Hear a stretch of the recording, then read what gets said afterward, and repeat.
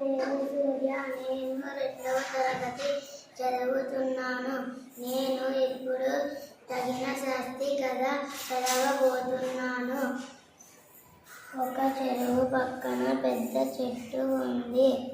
ఆ చెట్టు కొమ్మ మీద ఒక కాకి గూడు కట్టుకుంది. ఆ గూట్లో కాకి తన పిల్లలతో హాయిగా కాలం గడుపుతూ ఉండేది. ఒకరోజు కాకి ఆహారం కోసం బయటకు వెళ్ళింది.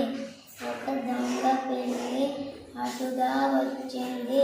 గూట్లో కాకి లేదని గమనించి మెల్లగా కాకి గూటి దగ్గరకు చేరింది. పిల్లిని చూసిన కాకి పిల్లలు భయంతో అరిచాయి. కాకి పిల్లల అరుపులను పక్కనున్న ఒక కొంగ గమనించింది. గూటి దగ్గరకు వచ్చింది. తన పొడవైన ముక్కుతో పిల్లిని కొరికింది. పిల్లి భయపడి పారిపోయింది. కొంగ కాకి పిల్లల దగ్గరే ఉంది. కొంతసేపటికి ఆహారం తీసుకొని కాకి వచ్చింది. కాకి పిల్లలు విషయమంతా అమ్మకు చెప్పాలి. కాకి కొంగ చేసిన సహాయానికి కృతజ్ఞతలు చెప్పింది. ఓకే, వెరీ గుడ్ సూర్య.